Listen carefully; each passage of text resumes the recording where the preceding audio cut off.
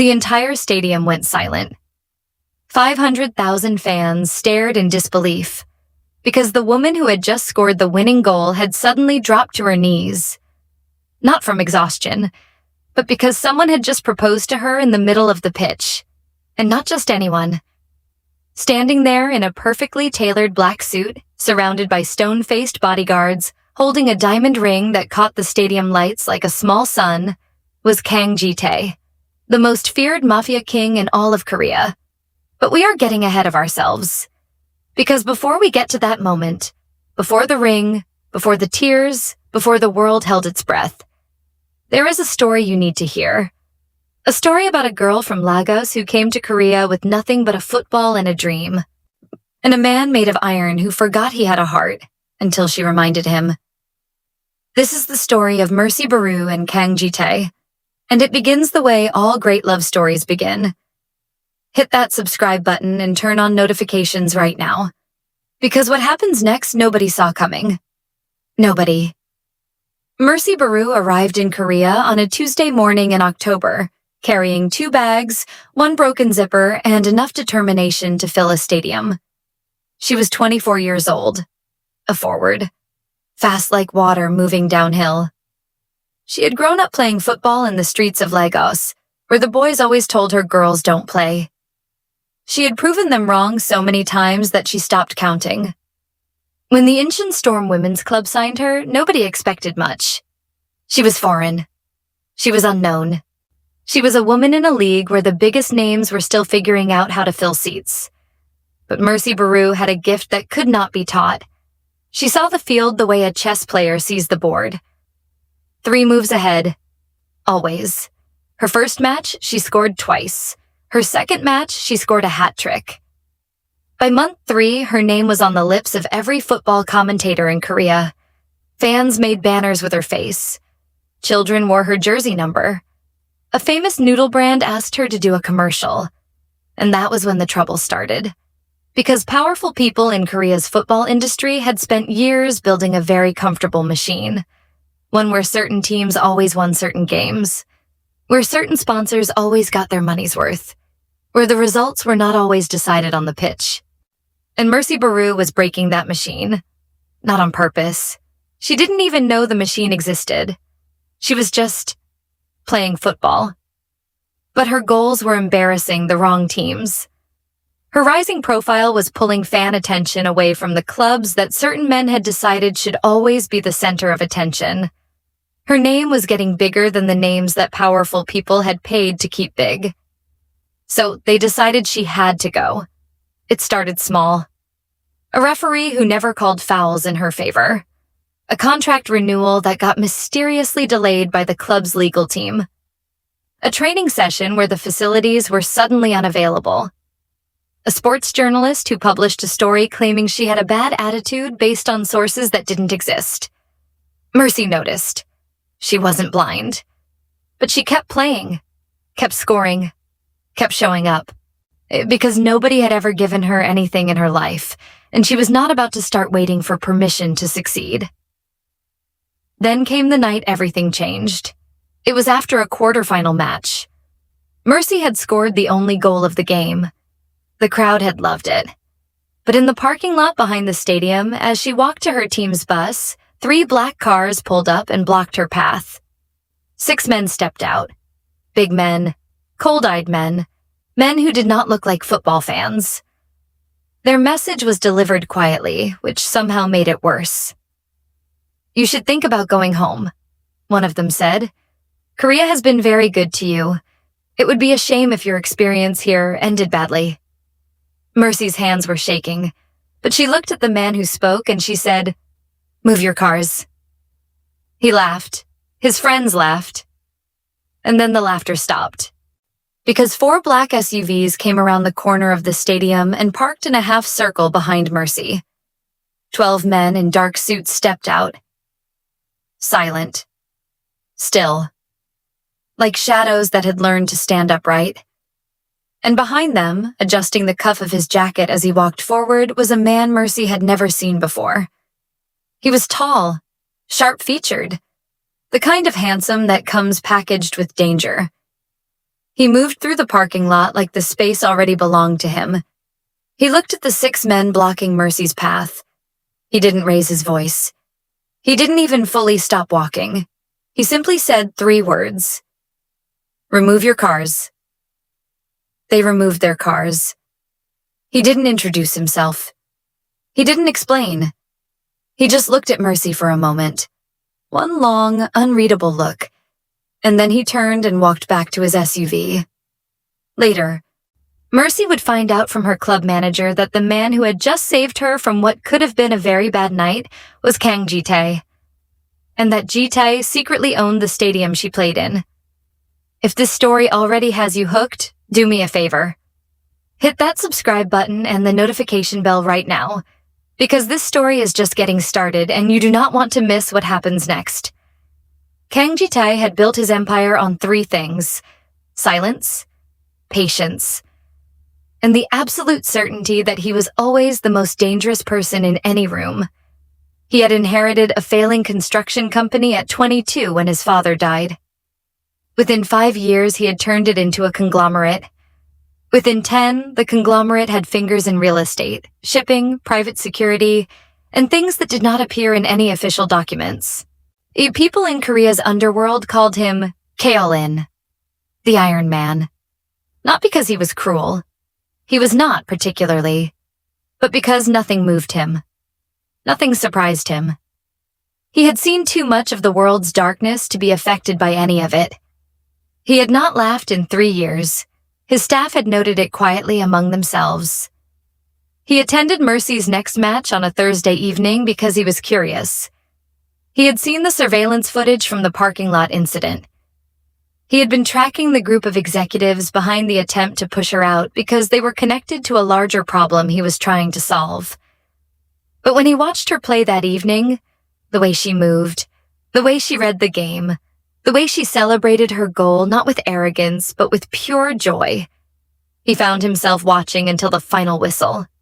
He came back the following week, and the week after that. He started arranging small things. The referee situation was quietly resolved. The legal team delaying her contract was reminded very firmly of their professional obligations. The sports journalist who had published the false story about her attitude received a visit from Ji-tae's lawyers that resulted in a public correction. Mercy noticed that her problems were smoothing out. She assumed it was her own persistence paying off. She had no idea someone was clearing the path ahead of her. Their first real conversation happened accidentally. Mercy had stayed late after training to use the stadium gym.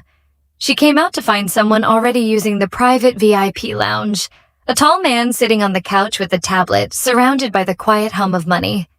She walked in anyway because she didn't know who he was. "This area is supposed to be empty on Thursdays," she said. Ji-tae looked up. "I own the building." "Good for you," Mercy said, and went to get water from the fridge. He stared at her for a long moment. "Do you know who I am?" he asked. "Someone who owns a building," she said, drinking her water. "Do you know who I am?" He almost smiled. Almost. "The footballer," he said. "Mercy Baru." "Correct," she said. "So since we both know who we are, I'll ask again. Why are you in the players' lounge on a Thursday?" He told her later that no one had spoken to him like that in 6 years, like he was simply a person. Not a king, not a name to fear, not a power to be handled carefully, just a person. They talked for 2 hours that night, about football, about Lagos, about Seoul, about what it felt like to build something from nothing, about loneliness, which neither of them named directly, but both of them understood. He asked her what it was like growing up in Nigeria. She asked him what it was like growing up feeling responsible for everything. He didn't answer that one for a while. Then he said, "Exhausting." Mercy looked at him. "I thought so," she said. Ji-tae attended every match after that, not sitting in the public stands but watching from the glass-walled VIP box above, standing with his hands behind his back, still and focused. his staff noticed he was choosing to be there rather than using the time for meetings. They said nothing. Dinner happened on a Friday evening when Mercy's team bus left without her by mistake, and Ji-tae happened to be leaving the stadium at the same time. He offered his driver. She said she'd rather walk. He said it was raining. She said she had an umbrella. He said the umbrella had a broken spoke. She looked at the umbrella. It did, in fact, have a broken spoke. She got in the car. They ended up at a small Korean barbecue restaurant that Ji-tae had clearly never been to in his life, based on the way the owner almost fainted when he walked in. Mercy found this funny. Ji-tae found her finding it funny to be the most interesting thing that had happened to him in a long time. They ordered too much food. They stayed until the restaurant closed. On the drive back, Mercy said, "You're not what I expected." "What did you expect?" he asked. "Someone scarier," she said. He looked at her. "I am scary." "Maybe to other people," she said. "Not really to me." He was quiet for a moment. Then he said, "That's either very brave or very foolish." Mercy smiled. "In my experience, it's usually both." Something shifted in Ji-tae that night. A very old, very heavy door in him moved just slightly on its hinges. He didn't understand it then, but he would. Over the weeks that followed, their conversations became something both of them looked forward to without admitting it. She challenged him constantly, disagreed with him when she thought he was wrong. Once during a discussion about leadership, she told him, "Power doesn't make someone impressive. Character does."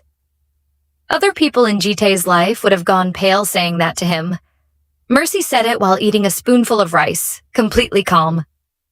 Ji-tae laughed. A real laugh. Unexpected. Surprised even himself. His personal assistant, who had worked with him for 4 years, heard it from outside the room and quietly texted a colleague. He laughed. An actual laugh. 6 weeks before the league championship, Mercy was waiting outside a conference room at the stadium for a meeting with the club's sponsorship coordinator. The meeting was running late. The walls of the stadium's executive wing were thick, but the door to the adjacent conference room had been left slightly open. And voices carry.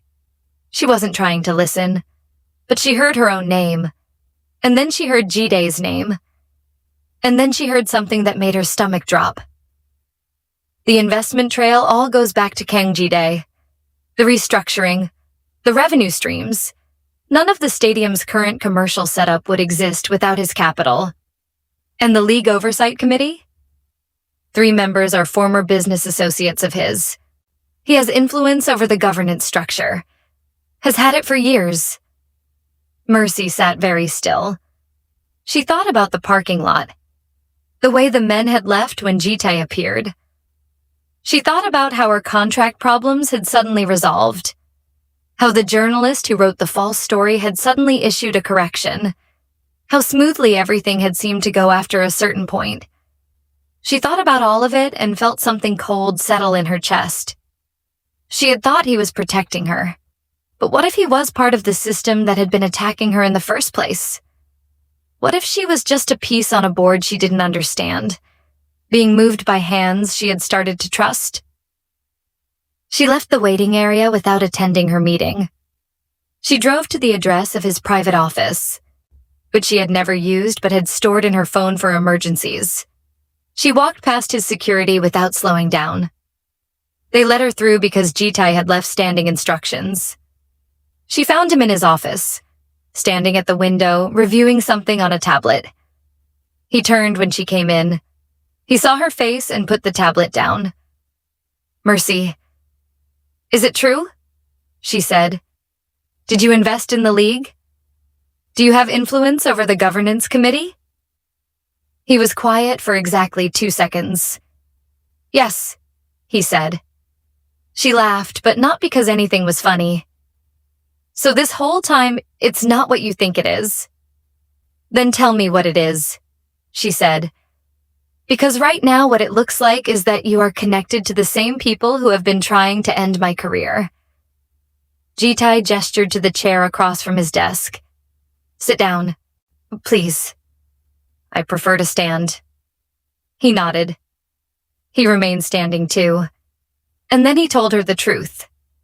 3 years ago, Ji-tae had received intelligence from inside Korea's football industry that a network of senior executives and club owners had been operating an illegal match-fixing scheme for nearly a decade.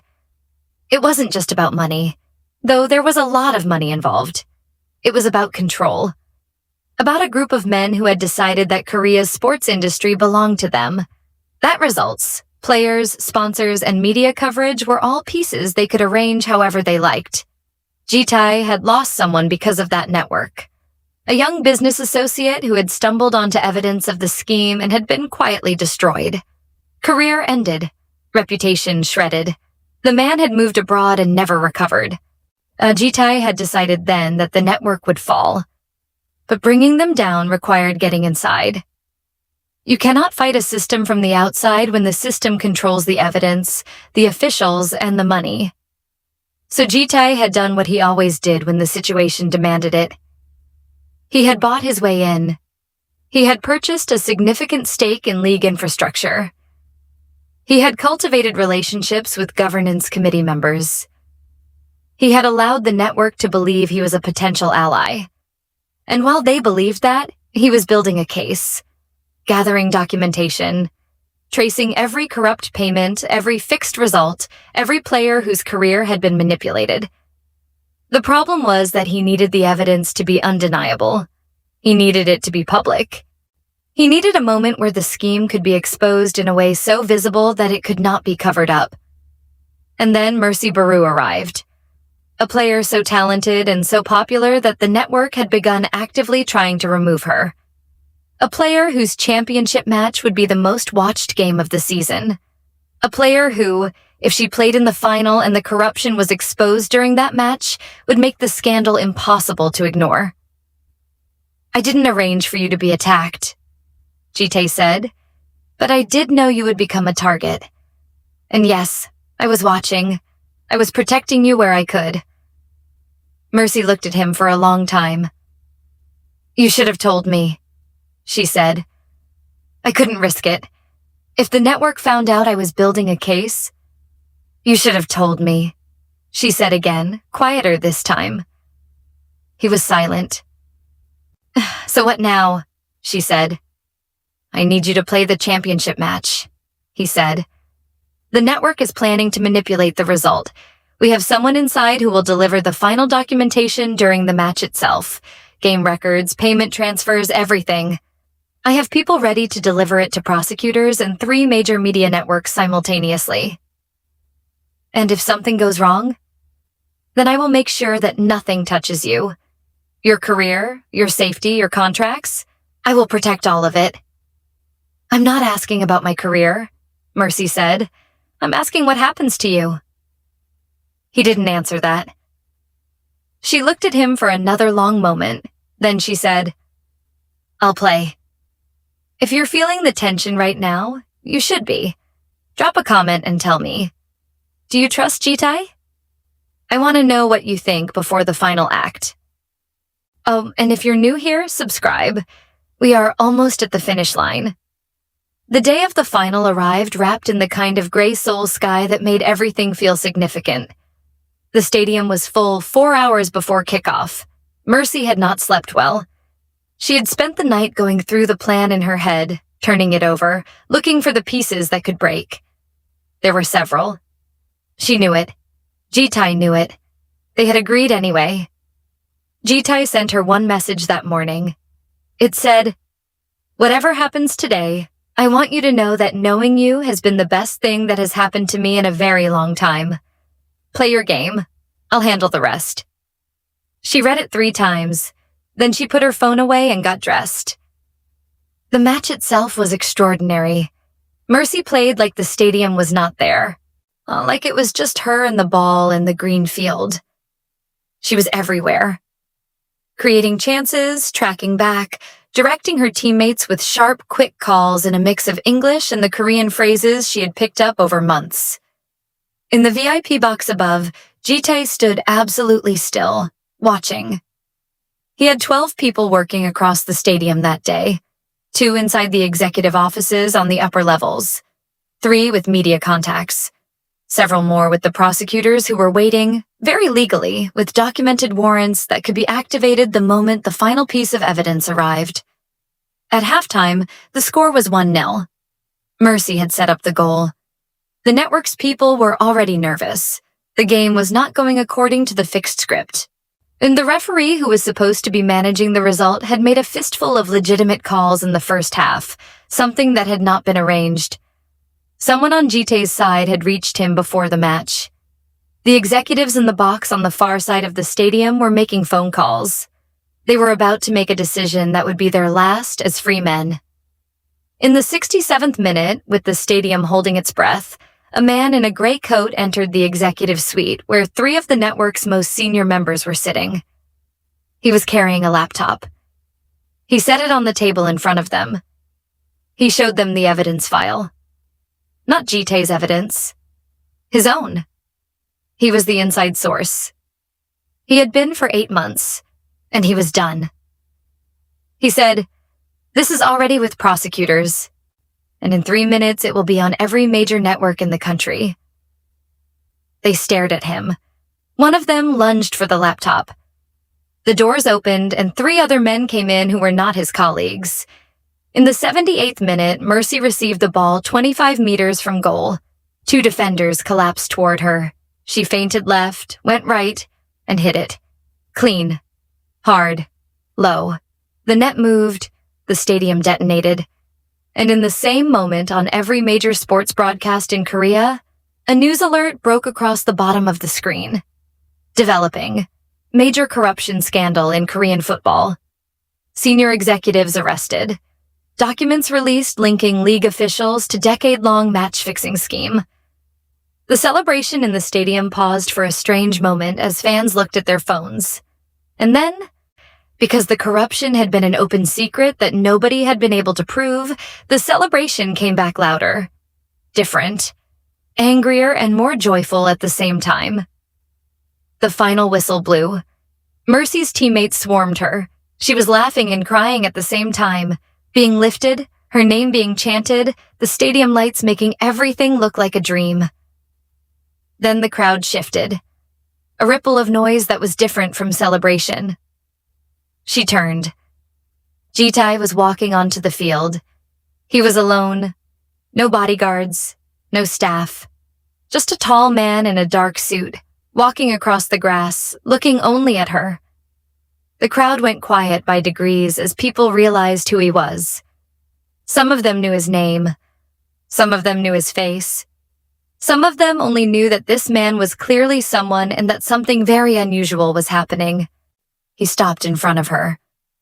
"You played well," he said. "I know," she said. He almost smiled. And then he did something that Kang Ji-tae, the Iron Man, the most feared person in Korea's underworld, had never done in his adult life. He reached into his jacket pocket. He took out a ring, and he got down on one knee. The stadium lost its mind. 50,000 people made a sound that could probably be heard from space. Mercy looked down at him. Her heart was doing something extraordinary. Her hands were shaking. "I have spent my entire life," Ji-tae said, loud enough for her to hear him over the noise, "being everything everyone needed me to be. Strong enough, ruthless enough, controlled enough. And I forgot somewhere along the way that I was also just a man." He held the ring up. "You reminded me of that," he said. "You walked into my stadium and talked to me like I was a person. You argued with me. You challenged me. You made me laugh for the first time in 3 years." Mercy pressed her lips together very hard. "I don't have a perfect life to offer you," he said. "I have a complicated one, but I want whatever it is to be yours, if you'll have it." The stadium was holding its breath. Mercy looked at him for a long, long moment. Then she said, "You know I'm going to keep arguing with you." "I know," he said. "And if you do something I think is wrong, I will tell you. I expect nothing less." And I'm not moving to wherever it is you live. I have a contract. I'll move, he said immediately. She looked at him. You'll move? I'll move. She stared at him for one more second. Then she said, Yes. The stadium exploded. He stood. He slid the ring onto her finger. And when she looked up at him, there was no Iron Man standing there. No Empire. No Mafia King.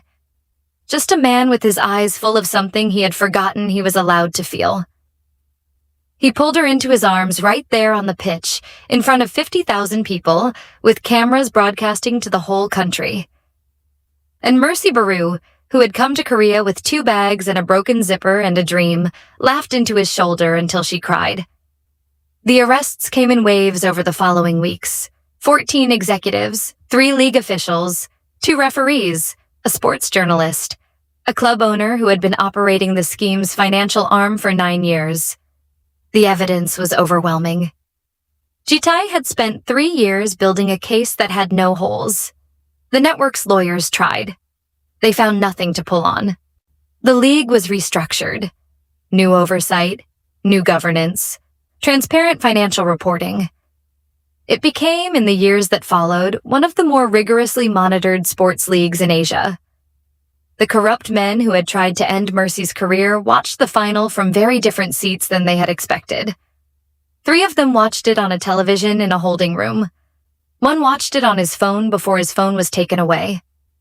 Another didn't watch it at all because he had more immediate problems. They had gone after her career. They had tried intimidation, manipulation, and institutional power. In the end, they lost everything. And Mercy Baru's name became bigger than they had ever feared it would. Ji-tae kept his word. He moved. He chose a house in the same neighborhood as the stadium, which Mercy found practical if slightly on the nose. He learned, slowly, imperfectly, with Mercy correcting him constantly, how to cook jollof rice. He was terrible at it for months. He eventually got better. He never got great. Mercy told him this regularly. He learned phrases in Yoruba that he practiced with terrible pronunciation. Mercy's mother, who visited for the first time 6 months after the engagement, was charmed by the effort, even though the accent was an adventure. Ji-tae's mother met Mercy and said, She is very direct. Ji-tae said, Yes. His mother said, Good. You need that.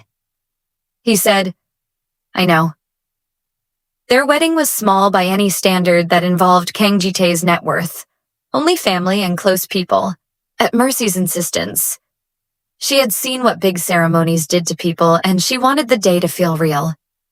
Ji-tae, and who had spent 34 years surrounded by spectacle, found the quiet sincerity of a small wedding to be one of the most unexpectedly moving experiences of his life. He didn't cry. He came very close. His best man noticed. He told no one. In the photographs from that day, Ji-tae is not standing with the posture of a man who controls things. He is standing slightly tilted toward Mercy, his shoulder close to hers, the way people stand when they have found the one place they don't have to hold themselves up so hard. Mercy is laughing in almost every photograph. This, people close to them said, was very accurate. She laughed a lot. So did he, eventually, after she had spent enough time pulling laughter out of him like light through a curtain. He retired from the parts of his empire that required darkness, slowly, carefully, and it took time to unwind what had taken years to build. But he did it. He had more than enough. And there were things he wanted more than more. Mercy played 3 more seasons before moving into coaching. She was as good at coaching as she had been at playing, which is to say extraordinary. Her youth academy in Incheon produced 7 players who went professional within its first 5 years. Ji-tae funded the academy. He also funded a second one in Lagos. When the opening of the Lagos Academy was covered by a major sports network, the journalist asked Ji-tae why he had invested in youth football in Nigeria. He looked at the camera. Then he looked at Mercy, who was standing to his left. He said, Because someone very important to me was once a young girl who played football in this city, and she became the most remarkable person I have ever known. Mercy told him later that was very sentimental for a man who claimed not to have feelings. He said, "I have never claimed not to have feelings." "You implied it," she said. "I don't know what you're talking about," he said. She laughed. He pulled her in and kissed the top of her head. And that, right there, was all the empire either of them needed. Power doesn't make someone impressive. Character does. And sometimes, if you are very lucky, you find someone whose character makes you want to be better than you ever thought you could be. That is what Mercy Baru did for Kang Ji-tae. And what he did for her was show up, quietly, steadily, without announcement, until she knew all the way to her bones that she was never going to face another parking lot alone. If this story moved you, if you felt something by the end, let me know in the comments which moment hit you hardest. Was it the parking lot? The proposal? Tell me. And if you are new here, welcome. Hit subscribe because there are more stories coming that you absolutely do not want to miss. Stories about strength. About love that finds you when you stop expecting it. About the people who choose you when they didn't have to. I'll see you in the next one.